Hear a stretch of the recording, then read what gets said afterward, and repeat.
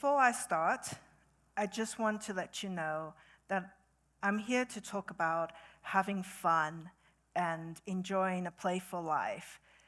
I talk a little bit about school and work to get us there, so please, just bear with me.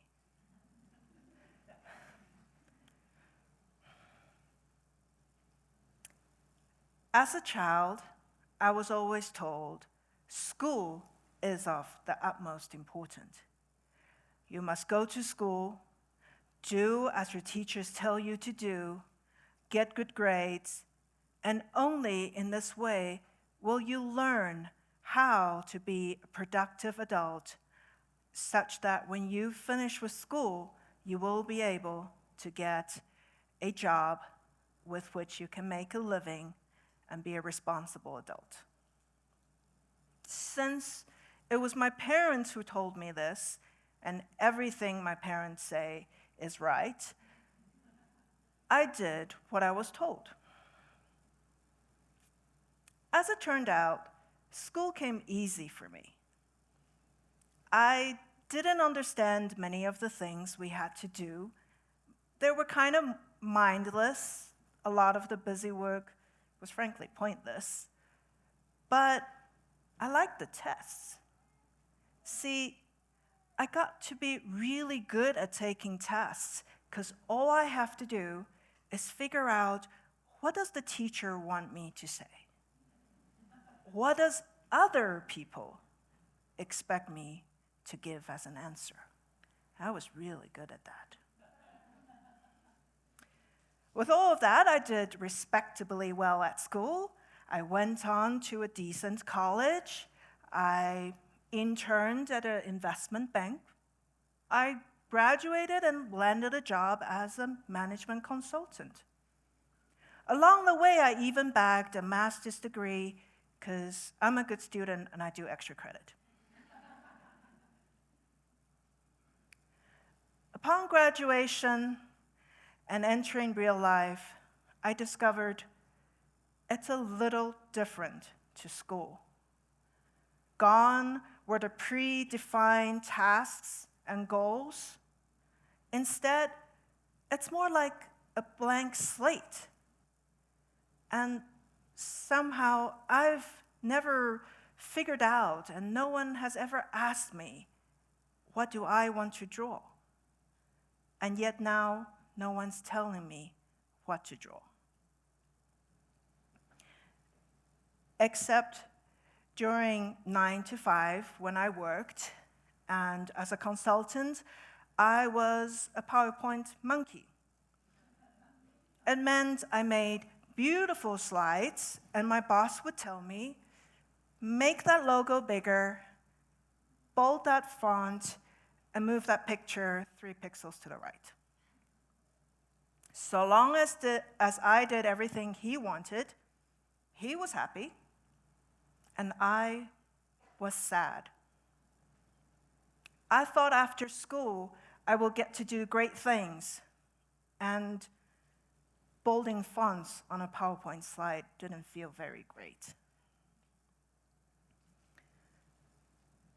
It is with this that I continued down my life's checklist. Luckily for me, I met the man of my dreams, who's sitting right there. Had kids, and they're over there. And became a mother. As I became a mom, I found a new purpose and energy. I get to study schooling all over again. This is wonderful. I explored every single school option there was for my kids. And by the time my daughter was 4, she has been through 5 different preschool programs. It was during this exploration that I learned many things. First of all, it really, really sucks to work on other people's schedule. However wonderful the schooling program is, it is difficult for a 4-year-old to arrive when they want you to arrive and to exit when they want you to exit. To make matters worse, she has a lovely 2-year-old sister, and if you've ever tried to convince a toddler to get in and out of the car when she doesn't want to, you soon realize marching to other people's schedule really doesn't leave you happy as a family. I did even more research. I read more parenting books. I even listened to every single TED Talk there is on education. They're great, right? Lots of fun. It is during this exploration that I stumbled upon the concept of worldschooling. The idea is really simple. That the world be the classroom and the playground for your kids instead of locking them up into a classroom, limiting their world to be inside the 4 walls. It was intriguing. And if you ever Google worldschooling, you will see beautiful pictures of families happy, free, enjoying their freedom on the beaches of Bali. It seemed too good to be true. Yet, in all my academic reading, it says, play and having fun is core to a child's development.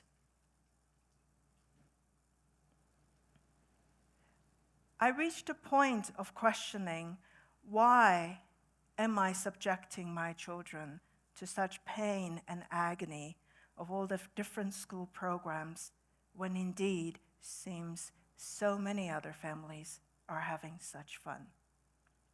So, without further ado, when we were done with that school year, we decided to pull the plug and jump in. We gave it a try. Our worldschooling journey is not very glamorous. We actually stayed at home quite a bit in the beginning. We enjoyed everything there was to enjoy around us, at our own time, at our own pace. We learned so much more about our neighborhood, our area, that we didn't know even though we lived there for many, many years. We took a trip down to San Diego, where my daughters enjoyed just playing on the beach. Did they learn something very structured? No. But did they learn to figure out what they want to build? Yes. We took a trip to South Africa, where I was working. It felt so much more integrated to have my family there to support me and to be able to experience learning from real-life animals on a safari than reading about them in a book. It's now been a few years since we began our worldschooling journey. It has been a learning experience for me to learn from my children, to see that as they figure out from doodling, from making sandcastles, what they want to build, what they want to create, they are figuring out how they can understand themselves. And through them, I realized I need to give myself the space to explore. I need to give myself the space to figure out what I want to draw on my blank slate of life. Try different things. Move to a mountain town. Learn how to ski. Give a TED Talk.